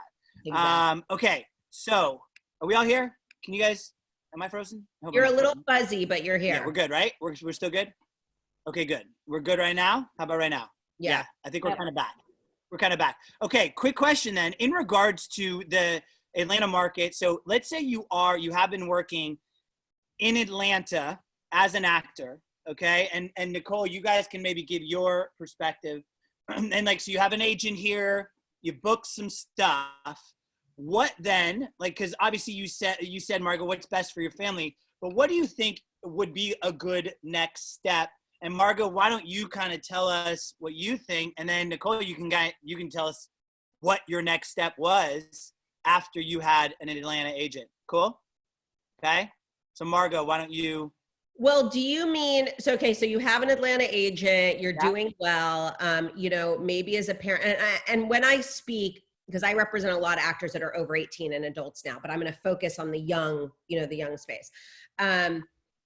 You know, your Atlanta agent should feel like you've come to a place where maybe we should bring on an LA agent or an LA manager, okay? You don't necessarily need both initially, right? It could be one or the either, one or, Eric, do you hear me, see me? You're frozen. Are you there? I see you. Okay. Yeah, his face is frozen. So, okay, so, you know, you have your Atlanta agent, you have your LA representation, you know, you're putting yourself on tape, you know, you're getting some feedback, not getting other feedback. Do you come out to LA for a summer? Do you, you know, I don't necessarily, I feel like 10 years ago, we were living in a different climate. Now everything is really done by technology. I mean, I've had several screen tests where an actor isn't even seen in a room. Doesn't happen at the Disney Channel, but I've seen it at Netflix and Amazon. So I actually come from a place of, I think living your normal life, going to school, doing whatever you need to do, you do it. And then when there is a time when you are supposed to come out to LA or have to come out to LA, a studio is flying you, or I'm saying, get your butt on the plane because this director wants to see Will in the room or whatnot, right? Now, if we're talking 15, 16, 17-year-olds, a little bit older, I think it's a little more pertinent to have some time in LA, just in terms of going into these rooms and knowing these casting directors and being able to play ball with all the actors that have lived out here since the time they were 7. There is, you know, there's a moment that changes when you go from tween to teen, that you then have to have the smarts and kind of the swagger. And so if you're able to come out for a couple months during the summer, there's never any guarantee that you're going to get in a ton of rooms. But even if you get in 5 rooms, there's a lot to be said about that. That's sort of my take. I like it. And then as far as getting that representation, Nicole, like you guys, you had your Atlanta agent. What was your process of building the team from there? Yeah, so it was exactly what Margot said. Will signed with his agent here in Atlanta, and it was our Atlanta agent that put us in front of CESD and was like, we really want CES, like we want them to see Will. And that's how we got our worldwide, that's how we got connected with LA representation. Now, wait, did you go out there though? Did you have to go out to LA? Well, we did once Will was auditioning for Bunked. We went out to LA. No, but I mean, like, so the agent, because I'm sure some people are wondering, do we, like, even to get the agent in it or like the manager in LA, right? You don't necessarily have to go out there. So for you guys, you didn't have to like go out to LA to sign with CESD. No. As a matter of like, our agent brings in, I think a lot of the, well, I don't want to speak for a lot of the agents in Atlanta, but our agency had a connection with CESD. CESD was visiting Atlanta, visited with Will while we were in Atlanta, and that's how we connected with them. Then through CESD is how he got his audition with Bunked, and then we went out to LA when he was auditioning specifically for Bunked. And to the point about like younger kids, I completely echo what Margot was saying.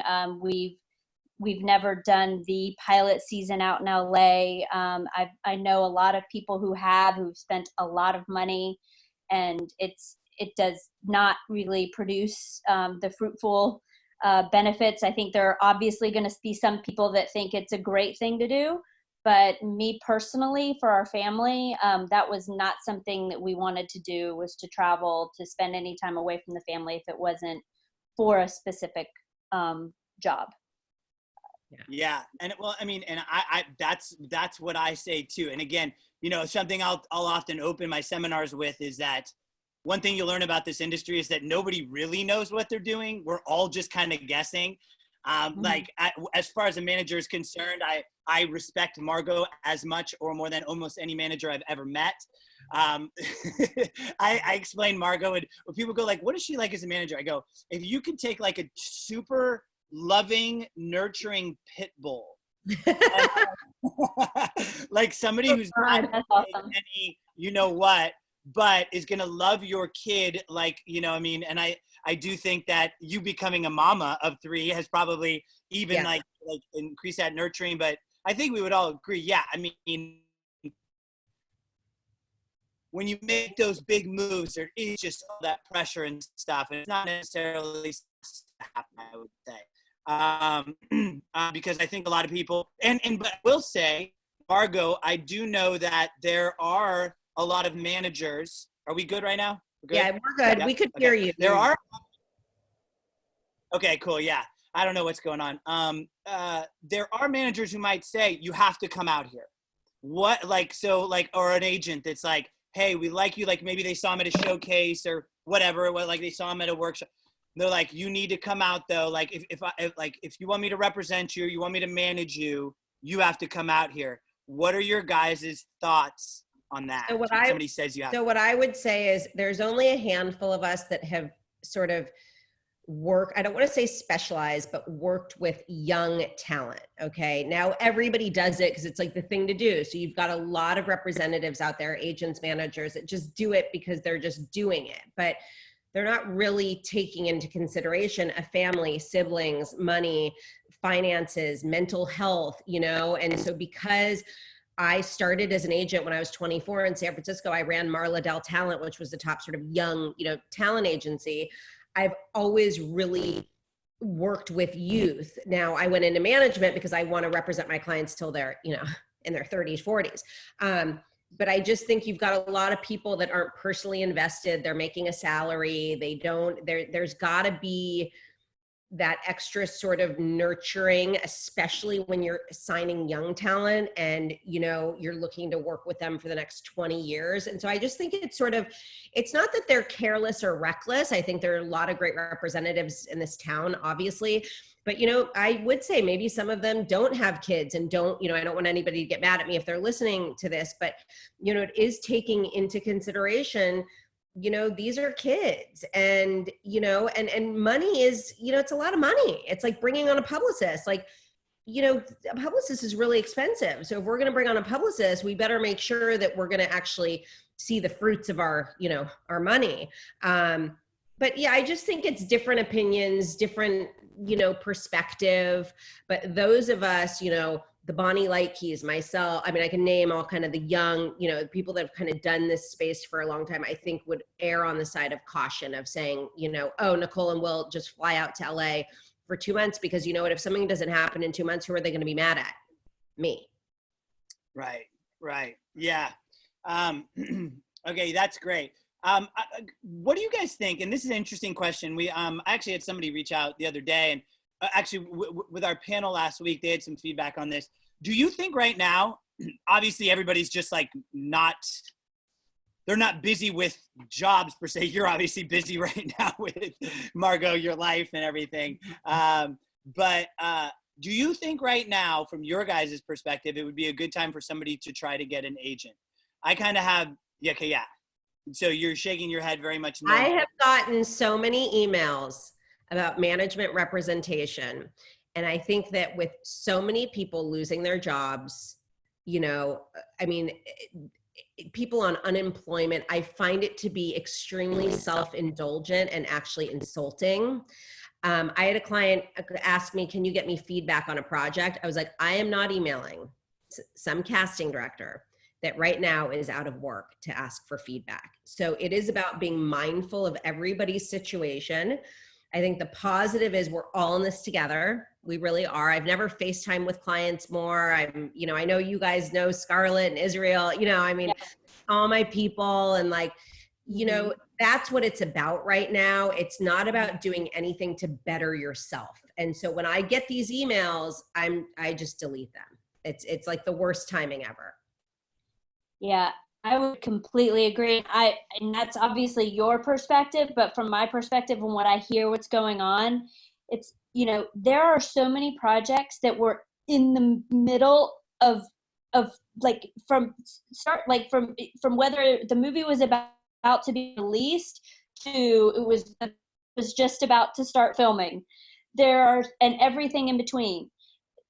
People adding anything to the plate of where people were when they were in that situation before, and adding to the plate now in this time of uncertainty, I would say absolutely not. I would focus on, Erik, everything you said in the first hour for everyone out there who maybe doesn't have representation. Look inward. Look at what you can do on your website, whatever it is, but wait for things to shake out. And here's another reason why you're on point, Nicole, is because, first of all, Paradigm let 100 agents go. Okay. Most of these agencies have put their employees on furlough. Okay. Luckily at our management company, we actually just hired one of my favorite agents who got let go from Paradigm. So we're doing something positive, which I'm excited about, and we're seeing it definitely as an opportunity to bring in some lit reps who rep directors and writers and stuff like that. But yeah, so a lot of these agents are, they're freaking out and they're stressed out, and management companies, and so yes, that's also, I think we all just need to think about everybody else right now.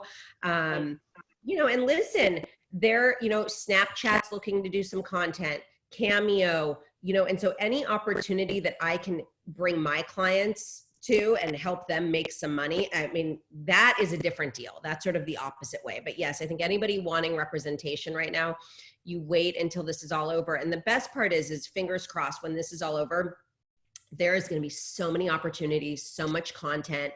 I believe they're going to start shooting things out faster, cross shooting to get it in the can. And so, hopefully we're like bears that are hibernating right now. And when we come out of hibernation, it's going to be awesome for everybody. Yeah, I think that's going to be the case for sure. It seems to be that's going to be the case. A question: do you think in this time, as some auditions start coming about, do you think that, and this is actually asked twice, that casting directors are going to be more lenient in regards to the quality of the auditions because of the current time we're in, or no? I mean, the quality of the audition, if we're talking about like the lighting or something, okay, but everybody self-tapes. I mean, I had a client self-tape in a hotel room, but if we're talking about the acting quality, no, it's got to be, as good as it was before. If we're talking about camera quality, I don't think they really, it doesn't, it's great to have a great tape like you do, Erik, but if somebody is stuck in the woods and has to tape, in their bathroom, I think that's, always kind of been, it is what it is. You just do the best you can. Right. I mean, Nicole, we did that. And obviously you still can work with a coach, right? I mean, that seemed to work pretty well for us, right? Yeah, it did. I was actually on when I heard you describing that, Erik. So yeah, so everything that I'm glad you're putting out a tutorial on how to tape at home. That is something that we've been doing for a while, and I think to Margot's point, once the parents of young actors get into this, how many times you're taping things in hotel rooms and various odd spots, you just kind of have to get good at it. And I think that it's as long as you can see your face and you can have the decent lighting, and and of course the acting quality, of course, has to always be there, but I think the physical quality of the tape can be, and it can be done well remotely, Erik, to your point, like what we did. So it can be done. This is sort of an interesting question. When and I don't know if there's a right answer, but when casting asks for, they say, we would like you to come out to LA or you can tape. So like, let's say it's an audition where they really like you, and they said, we would love for you to come out, but if you like have to, you can tape. Do you guys think that matters a lot? Do you think that is going to have adverse effects, or how much it would matter? What are your thoughts? Are we talking like in the room with producers, or are we talking casting wants to work with you in the room? Well, why don't you address both? Okay, so what I would say is 98% of the time, I would say, no, let's set up a Skype. And like, Erik, you can record it and they can, because I mean, and if we're talking about there are 5 actors in the mix, they don't have the money to fly anybody out, that's a toss-up, and it depends who's going to be in the room. If it's just the casting director, no way. But if we're talking, we've got the director and maybe one of the producers there, and I know that 3 of the other kids are going to be in the room, and you're one of 2 that don't live in LA, a hot project that we really want, then I would consider the conversation, let's see how much flights are and let's kind of weigh our options. But I think each situation is different. So there's really no, firm answer. It just really is contingent on what the scenario is. Nicole, did you run into that with any sort of projects? No, and I would completely echo or agree with everything Margot just said. I think it depends on the situation. I think that I wouldn't fly out if it was just a casting director. We would put it on tape again. We would do a Skype, whatever it is. And I will say too, a lot of producers are willing to book. I mean, Will booked In the Tall Grass on a Skype, over Skype, because they didn't want to fly us out, and they didn't say, well, you need to fly out if you want, I don't know. I would be, personally, as a mom and somebody who's concerned about the finances, I think that I would be a little skeptical of them telling me that they can't fly me out if it was a producer session, or if it was something to that I don't know. I think it depends on the situation. It really does. But I would err on the side of doing a Skype before I would spend money on something to fly all the way out to LA or Canada. Yeah, like I said before, if you're the kid, you're going to be the kid. Like, that's just the reality. Like, it's just like passing on a project. If they really want you, they're going to come back. I mean, So we always have to come from a place of power and not a place of fear. We don't want to make decisions because we're scared we're not going to get it, or we have to really kind of we have to be offensive and not defensive. So I totally agree. That's great. Yeah, I think that what you just said is so important right there, that if it is meant to be, it's meant to be. And also that there is something you just said when you talked about being offensive. I think actors so often are coming from more of this sort of weaker position. Yeah. And Nicole, just as another example, the Reba McEntire pilot he booked on, or it was a test or whatever it was. To Margot's point, he was the kid in that pilot. And so it does depend on the situation, but if it's a big enough role, they're going to fly you out. Yeah, absolutely. So as far as with this sort of process, Will, what for you, like, because a lot of people are curious, like, when with Disney, it's so different, right? I just think, I mean, this Disney Nick world is very different than sort of like a lot of other things, let's say. But you found a way to book a pretty serious, like dramatic, kind of creepy, really creepy, actually. You were one of the more creepy kids I've worked with, in a wonderful way. You're not biased, Erik. But then, like, a totally wacky, silly kid. So for you as an actor, a young actor, what are some advice you might give, or like, what are some of the things that you've done that have allowed you to be able to take on these kind of different characters? And yeah. Well, honestly, just kind of being able to really think about the character and just think about like what would they do and that kind of thing, and just really get my head in kind of the mindset of what they would think about. It's just honestly getting into character, really just kind of getting in that zone, which what I would say.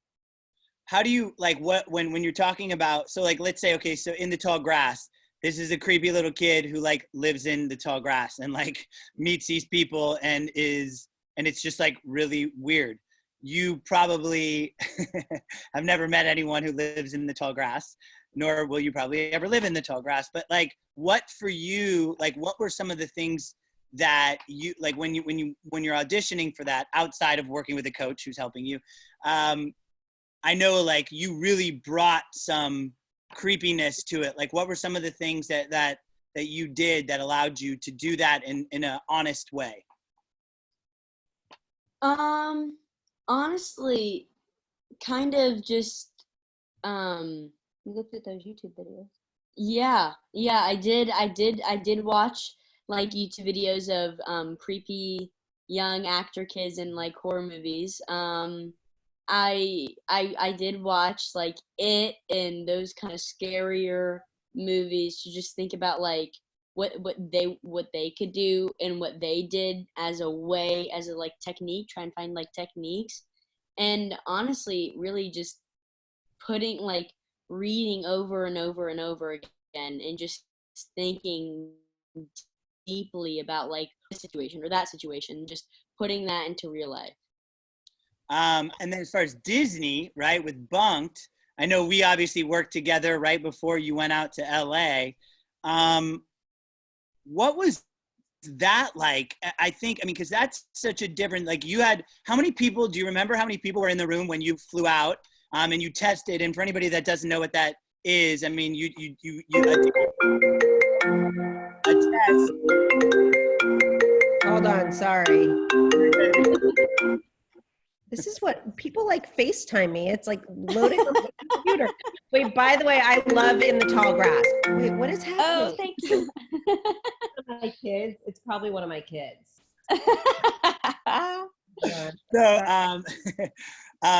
So with like Disney, right? So then you got to go out. It's totally the opposite of that, right? It's the antithesis of creepy. It's like fun and light. And so when you flew out there to test, and what I was saying was testing, for those people that don't know, it's like when it's like that final step before you book a job. First of all, like what was it like going in there? What are some things you did in order to prepare yourself? And then maybe literally like when you walked into that room, like how many people were there? What were they like? Were they in suits? Were they nice? Were they, you know?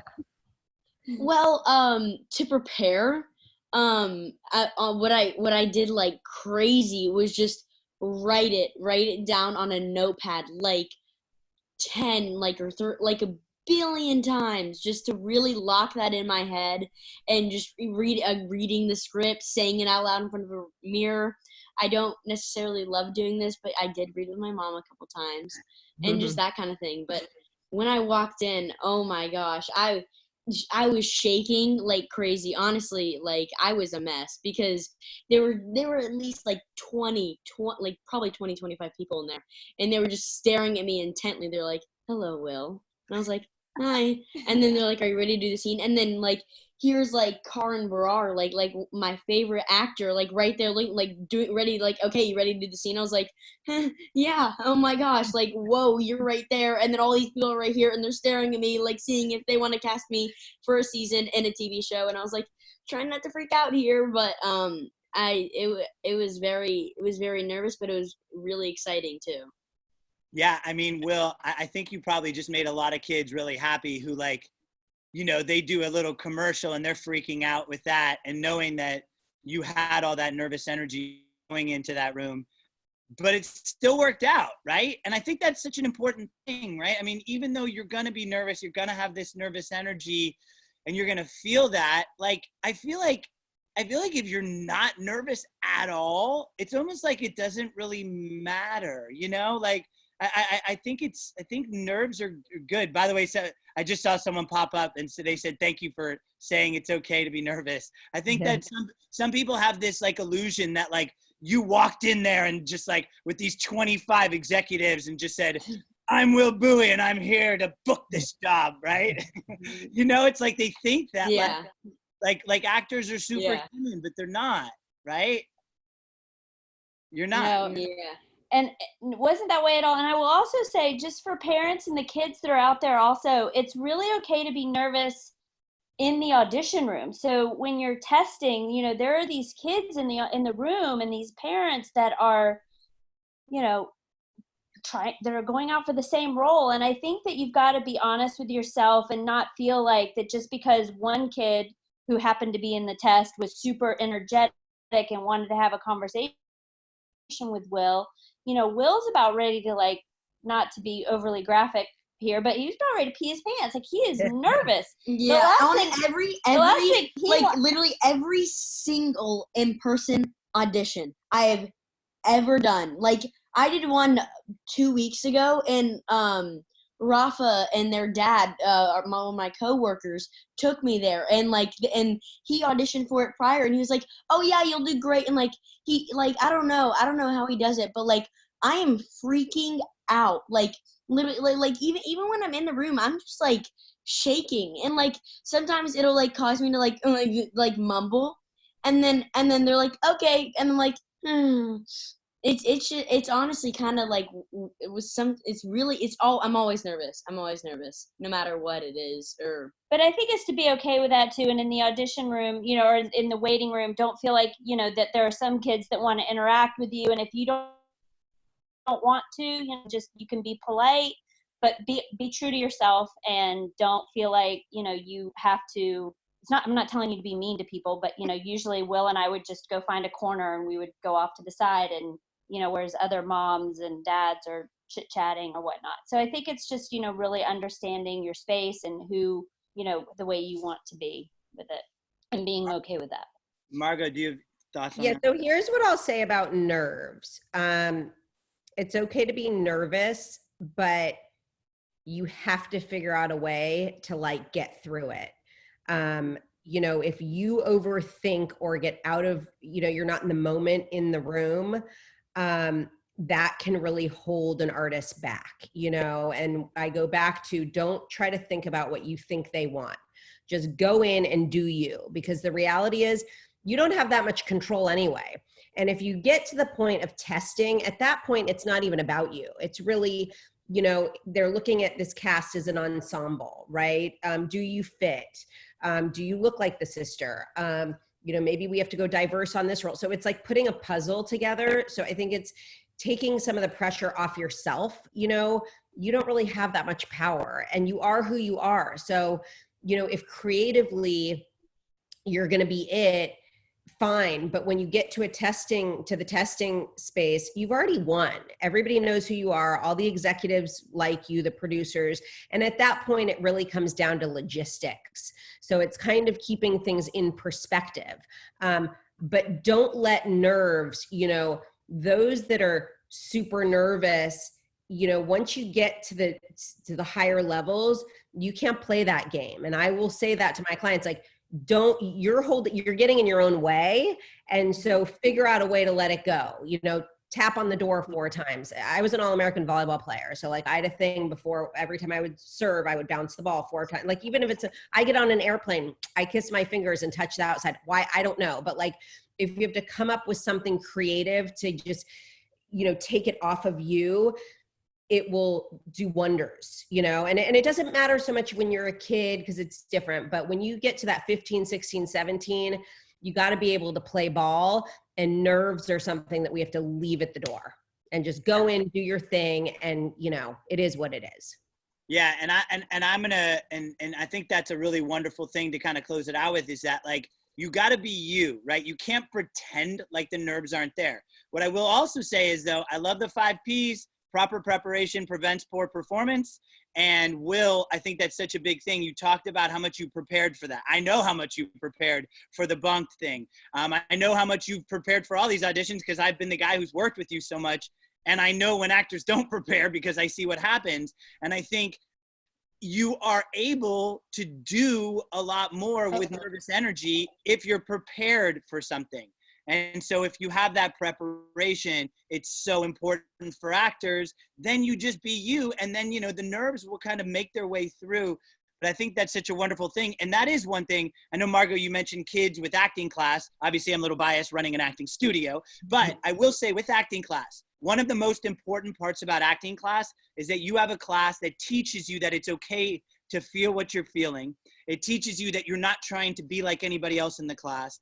And it's a class that is set up to help make you a better version of who you are. And that's what we do at Catapult. I mean, it's right there on our website, right? Creating better people, professional training. But what I will say, hold on, I'm going to jump in terms of acting class. You're in Atlanta, Chicago, whatever. First of all, you are not only a coach, you make insane tapes where, you know, we have clients that are really working, getting pilots and whatnot. I'm talking about classes in LA where there's like 50 kids, you know, and, you know, I don't need to get specific. So what you do is very different than just these schools that, you know, have a bunch of, I mean, you're really focused, and you have these high level relationships in LA. And so, you know, and you're a super important part of our team, and we have some big teams, you know, and so I'm eternally grateful for our 20-year friendship or something. I won't age us anymore, but yeah. So I think, you know, every artist is different and every client's different, and you know, some are more independent than others, and some need a little bit more hand holding. And I think it's just important, you know, if parents are listening, just ask for what your child needs, you know, and we're all going to say to you, yes, we can do that. No, that's not a good idea. But you have to feel comfortable with who your team is, and whether it's Erik or your agents or managers, you know, we're here to, you know, take your child to the next level together, and making sure that they're happy and healthy and hopefully enjoying the process the whole way through. There you go. It's all about the process. It's all about the right team. I think that you guys are really wonderful examples of that. I love the insight that you guys gave. You know, I think hopefully people got some good takeaways from this. I know we had some technical kind of things, but you know, you make it work. And I really do feel like it is about the process. It is about the journey. And I know for you, Margot, you love the journey. You love your job. I know you will. You love to act. You love doing what you do. Nicole, you love being a mom, and you're such a great mom. And I think that's what it all comes down to. Are you loving this? Are you learning? Are you surrounding yourself with the right people? If that's the case, you're great. And then, of course, go to catapultacting.com and sign up for everything that we have so you can support this wonderful program. So I love guys, you, Erik. Will, so nice to meet you virtually. Nice to meet you. Nice to see you again, Margot. Yes, we'll talk for sure. For sure, for sure. Bye, guys. Bye, guys. Thank you. Thank you so much. Bye. Bye, guys.